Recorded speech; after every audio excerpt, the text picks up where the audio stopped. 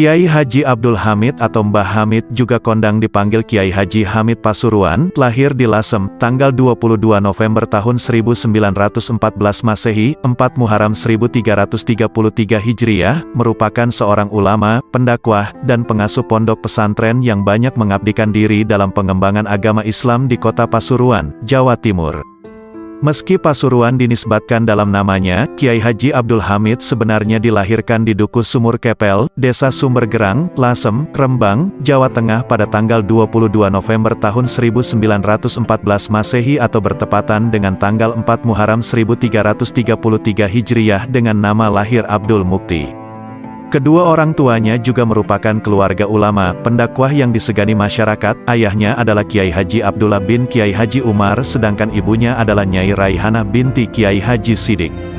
Semasa kecil ia dikenal sebagai anak nakal yang seringkali membuat jengkel orang-orang Tionghoa di lingkungannya. Kala itu hubungan masyarakat Tionghoa dengan pribumi memang seringkali tak akur, terlebih waktu itu orang Tionghoa sering mendapat perlakuan khusus dan pembelaan dari pemerintah Hindia Belanda. Akibat kenakalannya, ia seringkali dicari oleh aparat Hindia Belanda. Rumah Kasdan, seorang sopir yang tinggal di daerah Kauman, sering menjadi tempat sembunyinya. Abdul Mukti muda juga sering menyamar menjadi perempuan untuk mengelabui aparat yang mencarinya. Semasa kecil ia juga sangat jarang berdiam di rumah. Hobinya adalah bermain sepak bola dan layang-layang setiap hari, hingga membuat orang tuanya khawatir keselamatan dan kewajiban belajar mengajinya yang sering terbengkalai meski tak sepenuhnya ditinggalkan. Semasa kecil ia juga dikenal dengan panggilan Bedudul, plesetan dari nama panggilannya, Dul, sekaligus menunjukkan betapa nakalnya ia saat itu. Pada usia 12 tahun, Abdul Mukti muda dikirimkan ayahnya ke pondok pesantren Kasingan, Rembang yang saat itu diasuh oleh Kiai Khalil bin Harun, mertua Kiai Haji Bisri Mustafa, dengan maksud belajar sekaligus mengurangi kenakalannya. Di tempat ini, ia hanya belajar sekitar 1,5 tahun dan kemudian pindah ke pondok pesantren Tremas di Pacitan yang saat itu diasuh oleh Kiai Haji Dimyati. Tremas juga dikenal sebagai salah satu pesantren yang berkualitas dan maju baik dalam segi ilmu yang diajarkan maupun administrasi pengelolaannya saat itu. Pada usia 15 tahun, sekitar tahun 1930, Abdul Mukti muda diajak kakeknya, Kiai Haji Sidik menunaikan ibadah haji. Dalam proses berhaji ini, Abdul Mukti muda mendapat pengalaman spiritual berjumpa dengan Rasulullah. Mendengar tanda-tanda keistimewaan ini, kakeknya kemudian menjodohkannya dengan cucunya yang lain, sepupu Abdul Mukti muda dari paman jalur ibunya, Kiai Haji Ahmad Kusyairi. Meski demikian ia tak langsung dinikahkan, ia harus kembali menuntut ilmu dahulu ke Tremas. Sepulang berhaji Abdul Mukti kemudian mengganti namanya menjadi Abdul Hamid. Di Tremas inilah, Abdul Hamid muda mendapat gemblengan ilmu agama yang mumpuni. Setelah 5 tahun menimba ilmu di pesantren ini, ia kemudian dipercaya menjadi lurah pondok, dan 4 tahun kemudian ia telah dipercaya untuk mengisi pengajian di masjid. Selain belajar, ia juga sering berkholwat atau menyendiri di sebuah bukit di dekat pesantren. Ia juga jarang keluar kamar hingga dijuluki Plentu. Total ia menghabiskan 12 tahun dalam menuntut ilmu di Tremas. Semasa di Tremas ini ia juga bersahabat dengan Kiai Haji Ali Maksum yang menjadi Rais Amsyuriah pengurus besar Nahdlatul Ulama periode tahun 1980 sampai tahun 1984 dan Mukti Ali yang kemudian menjadi Menteri Agama di masa pemerintahan Orde Baru tahun 1971 sampai tahun 1978. Berikut akan diuraikan beberapa kisah karomah Kiai Hamid Pasuruan. Malaikat Jibril datang menyampaikan salam dari Allah untuk Kiai Haji Hamid Pasuruan. Di dunia ini tidak sedikit orang yang beranggapan alam gaib itu tidaklah ada. Meski demikian, ada pula orang yang percaya, akan tetapi kepercayaan mereka cuma sekedar tahu saja, tidak ada pemantapan hingga 100%. Lain halnya dengan orang Islam yang memang benar-benar yakin dengan rukun iman yang nomor 6, yakni percaya kepada qada dan qadar atau ketetapan-ketetapan Allah, baik yang buruk maupun yang baik. Memang sangat sulit sekali meyakini barang yang tidak ada wujudnya, tetapi kita sebagai umat Islam wajib hukumnya percaya 100% dengan adanya alam gaib itu ada. Dalam Al-Quran dijelaskan, tidak ada yang mengetahui barang gaib kecuali Allah Subhanahu wa Ta'ala. Meskipun demikian, Anda jangan terburu-buru dalam mengambil kesimpulan. Memang dalam ayat tersebut Al-Quran menjelaskan sedemikian rupa, akan tetapi para ulama ahli tafsir sepakat bahwa ada orang-orang tertentu, kekasih Allah di dunia ini yang memang diizini atau diberitahu oleh Allah Subhanahu wa Ta'ala dalam masalah kegaiban tersebut. Contohnya adalah cerita Kiai Hamid. Al-Kisah, dahulu ada santri yang bernama Ihsan, ia adalah salah satu hadam, pembantu Kiai, yang paling dekat dengan Kiai Hamid. Bahkan setiap malam, Ihsan disuruh tidur di ruang tamu Kiai Hamid. Selain terkenal akan tawadhu dan kewaliannya, Kiai kelahiran kota Lasem tersebut juga terkenal akan keistiqomahan dalam ibadahnya. Setiap malam beliau tidak pernah meninggalkan qiyamul lail, salat tahajud. Pada suatu malam tepatnya pukul 0 istiwa, setelah melakukan salat tahajud Kiai Hamid membangunkan Ihsan. "Ihsan, Ihsan, tangio nak. Ihsan, Ihsan, bangunlah nak." Begitulah cara halus Kiai Hamid ketika membangunkan santrinya. Ihsan pun bangun, sambil mengucek-ucek matanya ia berkata, "Wonten nopo Kiai?" "Ada apa Kiai?" tanya Ihsan. "Awakmu saiki sembayango teros le mari moco Al-Fatihah ping 100, mari ngono le wes mari awakmu metuo nang ngarepe gang pondok, deloen onok opo nang kono. Sekarang kamu salat, lalu sesudahnya kamu baca surat Al-Fatihah sampai 100 kali, kalau sudah selesai kamu keluarlah ke gang pondok, lihatlah ada apa di sana," perintah Kiai Hamid. "Inggih Kiai," jawab singkat sang santri. Ia pun langsung pergi ke kamar mandi untuk berwudu. Singkat cerita, setelah Ihsan membaca surat Al-Fatihah, ia lalu keluar dari gang pondok tepatnya di Jalan Jawa, atau yang sekarang namanya berubah menjadi Jalan Kiai Haji Abdul Hamid. Pada waktu Ihsan keluar dari pondok, jarum jam kala itu menunjukkan tepat pukul 1 dini hari. Nyanyian jangkrik senantiasa mengiringi langkah kaki Ihsan. Terangnya sinar rembulan menjadi penerang jalannya. Sesampainya di Jalan Jawa, Ihsan melihat ada mobil dari arah barat. Lalu mobil tersebut berhenti tepat di depannya. Kaca mobil tersebut terbuka. "Ihsan, mau apa malam-malam kok di sini?" Begitulah suara yang keluar dari dalam mobil tersebut. Karena lampu dalam mobil tidak dihidupkan, Ihsan pun tidak bisa melihat dengan jelas siapa yang berbicara dengannya. Ihsan pun masih tercengang dan kebingungan suara siapakah itu. Akhirnya pintu mobil itu pun terbuka dan yang keluar adalah Ibu Nyai Hajah Nafisah Ahmad, istri Kiai Hamid. Ternyata yang ada di dalam mobil tersebut adalah rombongan Ibu Nyai Hajah Nafisah yang datang dari Jakarta. Ihsan masih belum menjawab pertanyaan yang tadi. "Ya sudah, kebetulan, kalau begitu tolong bawakan barang-barang yang ada di dalam mobil, sekalian dengan barangnya istrinya Paman Akib," perintah Ibu Nyai Nafisah. Tanpa pikir panjang Ihsan pun langsung menurunkan semua barang yang ada di dalam mobil. "Bagaimana San? Pas kan? Itu tadi waktu aku salat, malaikat Jibril datang menyampaikan salam dari Allah, dan memberitahu kalau istriku akan datang jam 1 malam. San, benar di dalam Al-Quran dijelaskan, bahwasannya tidak ada siapapun yang mengetahui tentang masalah gaib. Ya, contohnya kejadian tadi itu termasuk gaib. Cuma Allah Subhanahu wa Ta'ala itu memberi izin atau memberitahu barang gaib kepada hamba yang dicintainya," jelas Kiai Hamid. Setelah menjelaskan kejadian tersebut, Kiai Hamid langsung masuk ke dalam. Sedangkan Ihsan masih tercengang dan merasa kagum kepada Kiai Hamid. Tidaklah ada kalimat yang pantas ketika kita melihat atau mendengar kejadian yang menakjubkan dari Allah Subhanahu wa Ta'ala, melainkan kata Subhanallah. Terkuaknya kewalian Kiai Hamid Pasuruan.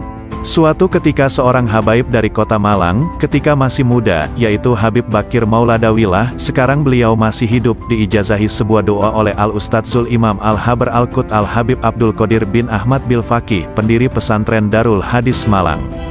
Habib Abdul Qadir Bil Faqih berpesan kepada Habib Bakir untuk membaca doa tersebut ketika akan menemui seseorang, agar tahu sejatinya orang tersebut siapa, orang atau bukan.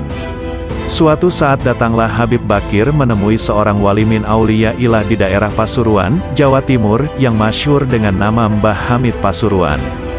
Ketika itu di tempat Mbah Hamid banyak sekali orang yang sowan, bersilaturahmi bertemu kepada beliau, meminta doa atau keperluan yang lain. Setelah membaca doa tersebut kaget Habib Bakir, ternyata orang yang terlihat seperti Mbah Hamid sejatinya bukan Mbah Hamid. Beliau mengatakan, "Ini bukan Mbah Hamid, khodam ini. Mbah Hamid tidak ada di sini." Kemudian Habib Bakir mencari di manakah sebetulnya Mbah Hamid.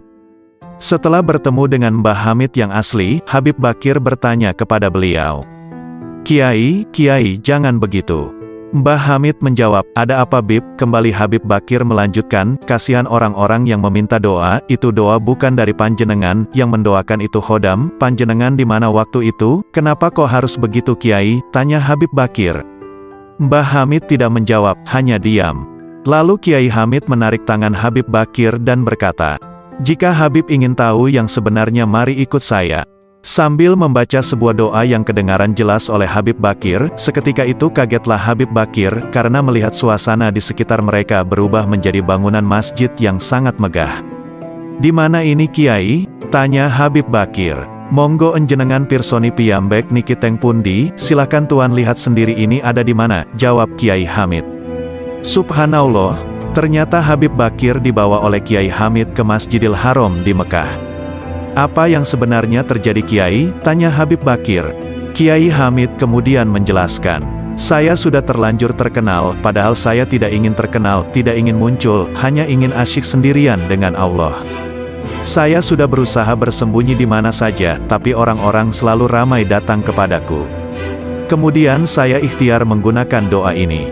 Itu yang saya taruh di sana bukan khodam dari jin, melainkan malakul artli, malaikat yang ada di bumi. Berkat doa ini, Allah Ta'ala menyerupakan malaikatnya dengan rupaku." Habib Bakir yang menyaksikan secara langsung peristiwa tersebut, sampai kini merahasiakan apa yang pernah dialaminya bersama Kiai Hamid, hanya sedikit yang diceritakan kepada keluarganya. Kisah salam Kiai Hamid kepada wali gila di Pasar Kendal. Lain waktu, ada tamu dari Kendal sowan kepada Mbah Hamid. Singkat cerita, Mbah Hamid menitipkan salam untuk si Fulan bin Fulan yang kesehariannya berada di Pasar Kendal. Menitipkan salam untuk seorang yang dianggap gila oleh masyarakat Kendal. Fulan bin Fulan kesehariannya berada di sekitar pasar dengan pakaian dan tingkah laku persis seperti orang gila, namun tidak pernah mengganggu orang-orang di sekitarnya. Tamu tersebut bingung kenapa Mbah Hamid sampai menitip salam untuk orang yang dianggap gila oleh dirinya. Tamu tersebut bertanya, "Bukankah orang tersebut adalah orang gila Kiai?" Kemudian Mbah Hamid menjawab, "Beliau adalah wali besar yang menjaga Kendal, rahmat Allah turun, bencana ditangkis, itu berkat beliau, sampaikan salamku." Kemudian setelah si tamu pulang ke Kendal, menunggu keadaan pasar sepi, dihampirinyalah orang gila yang ternyata sohibul wilayah Kendal. "Assalamualaikum," sapa si tamu. Wali tersebut memandang dengan tampang menakutkan layaknya orang gila sungguhan, kemudian keluarlah seuntai kata dari bibirnya dengan nada sangar. "Waalaikumsalam, ada apa?" Dengan badan agak gemetar, si tamu memberanikan diri. Berkatalah ia, "Panjenengan dapat salam dari Kiai Hamid Pasuruan, Assalamualaikum." Tak beberapa lama, wali tersebut berkata, "Waalaikumsalam," dan berteriak dengan nada keras. "Kurang ajar si Hamid, aku berusaha bersembunyi dari manusia, agar tidak diketahui manusia, kok malah dibocor-bocorkan.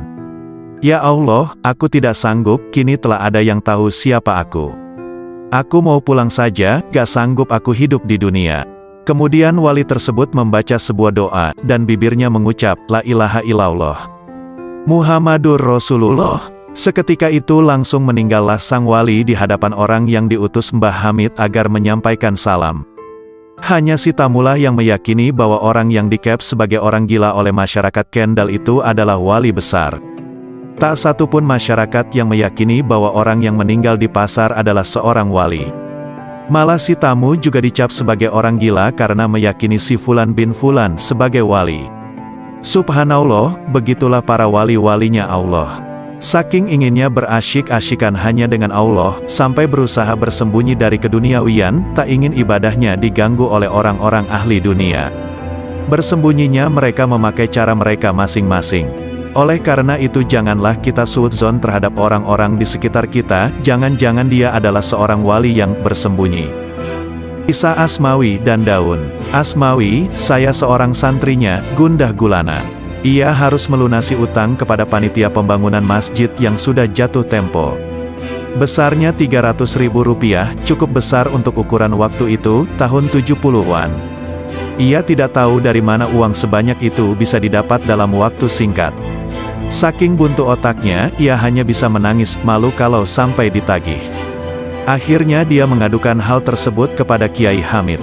Dengan lembut Kiai menghibur. "Mengapa sampai menangis segala, kan masih ada Kiai," katanya, yang lantas menyuruh Asmawi menggoyang pohon kelengkeng yang tumbuh di halaman depan rumah Pak Kiai. "Di sana ada 2 pohon kelengkeng. Kumpulkan daun-daun yang gugur itu dan bawa kemari," pinta Kiai Hamid. Setelah menerima daun-daun kelengkeng itu, Kiai Hamid memasukkannya ke dalam saku baju.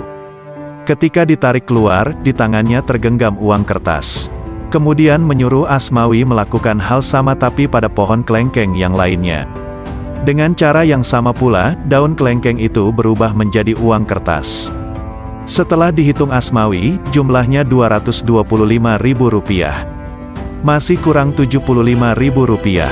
Tiba-tiba datang seorang tamu menyerahkan uang tunai Rp75.000 kepada Kiai Hamid. Jadi klop Rp300.000. Menguji kewalian Kiai Hamid. Tapi yang dialami Said Ahmad, santri lainnya, justru sebaliknya. Ia seolah ingin menguji kewalian Kiai Hamid yang telah kesohor itu. "Saya ingin tahu, apakah Pak Kiai tahu bahwa saya ingin diberi makan olehnya," katanya, suatu hari ketika pulang dari Surabaya. Ia tidak percaya terhadap kewalian Kiai Hamid. Sampai di Pasuruan, dia langsung ke rumah Pak Kiai. Kebetulan saat salat Isya sudah masuk. Ia pun ikut salat berjamaah. Usai salat, dia tidak langsung pulang, melainkan menunggu sampai jamaah pulang semua. Lampu teras rumah Kiai Hamid pun sudah dipadamkan, pertanda pemilik rumah siap-siap beristirahat.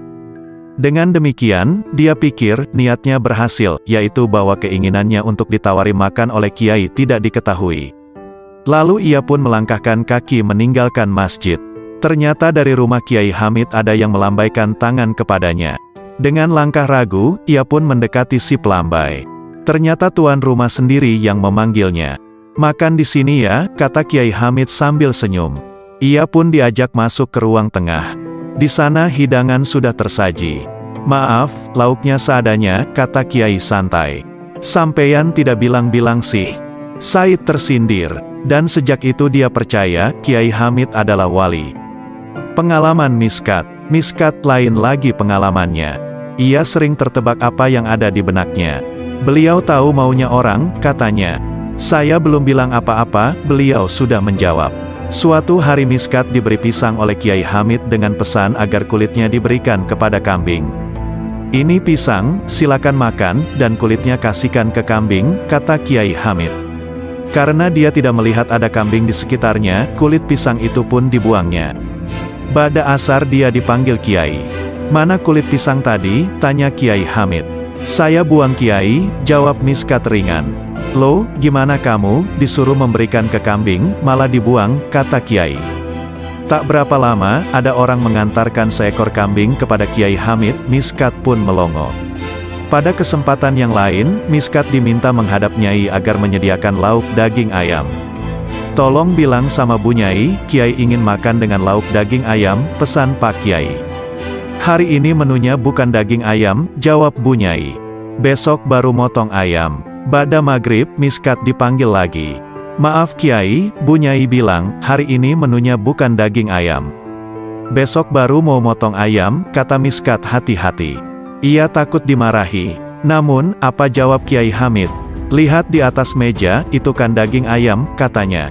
Betul, dari arah meja tercium aroma daging ayam. Rupanya seseorang baru saja mengantarkan ke rumah Pak Kiai. Gus Zaki dan naik feri ke Madura. Lain lagi pengalaman Gus Zaki, salah seorang pengajar pesantren. Ketika tengah diserang rasa sakit mah yang tidak ketulungan, ia sempat mengerang dan bahkan menggelepar di pembaringan.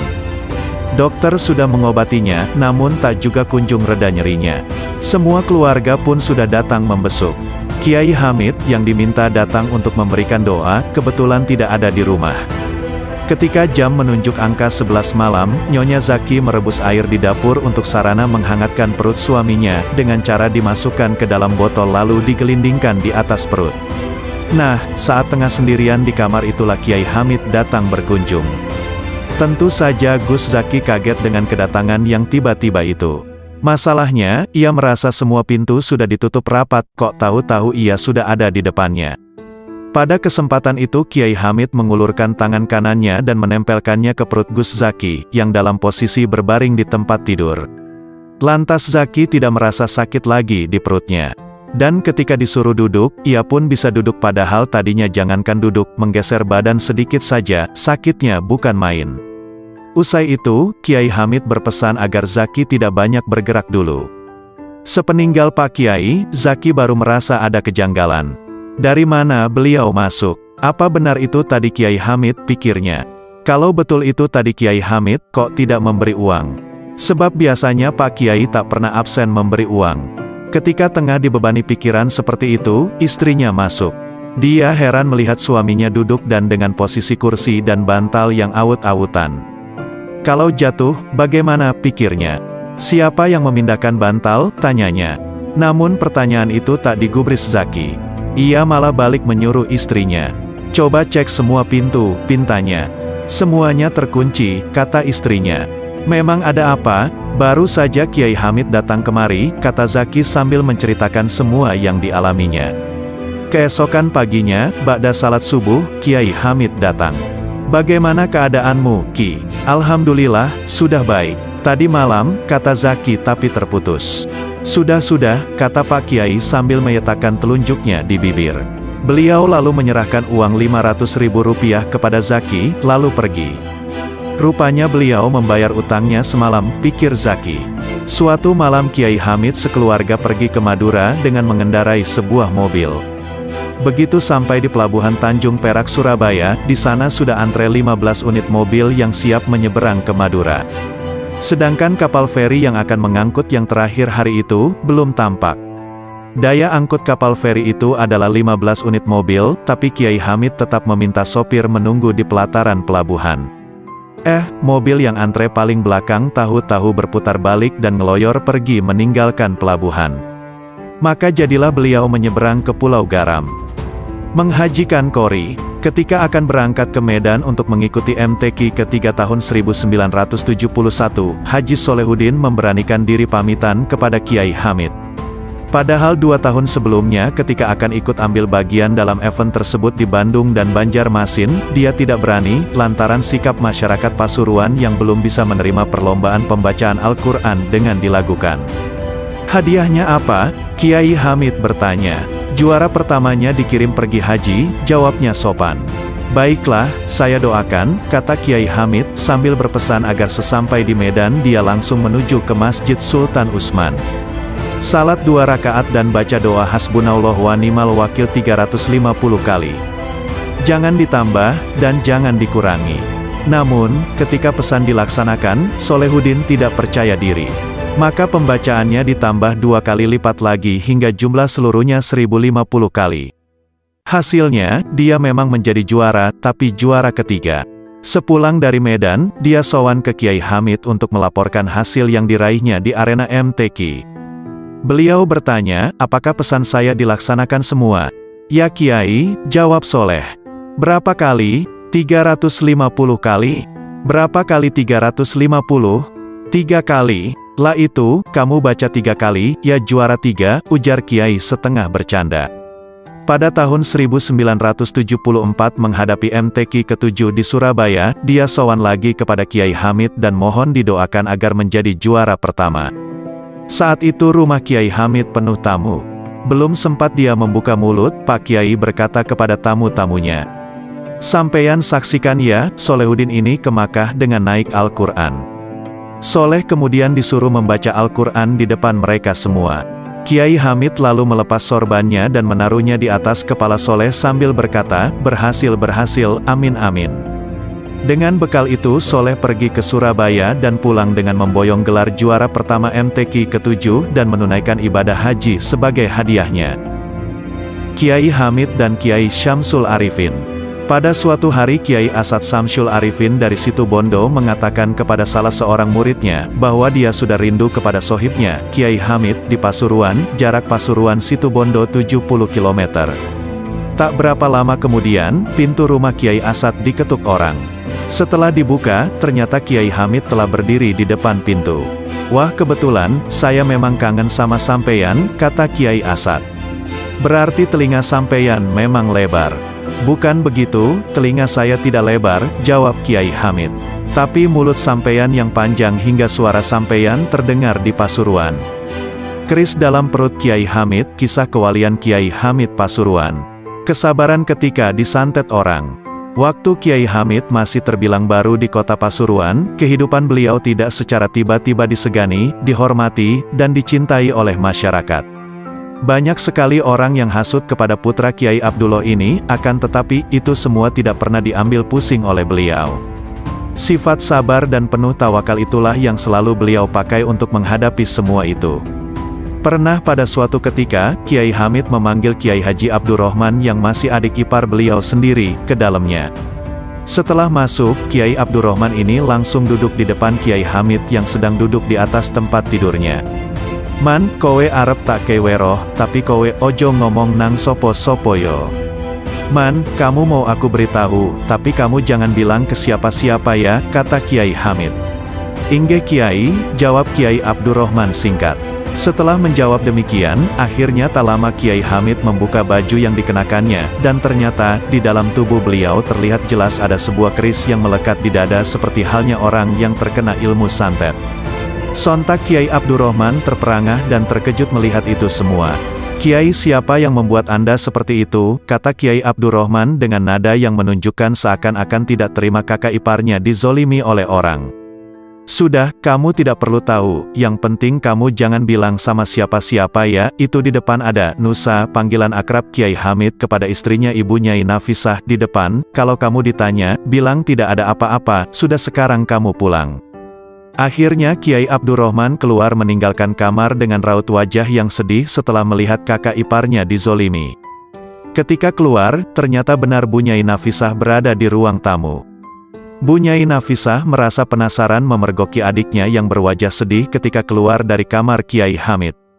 "Man, ada apa?" tanya Bu Nyai Nafisah. Mendengar pertanyaan seperti itu, Kiai Abdurrahman serasa tidak kuat untuk menahan kepedihan setelah melihat kondisi Kiai Hamid, dan itu semua membuat Kiai Abdurrahman lupa akan janjinya yang telah dikatakan kepada Kiai Hamid.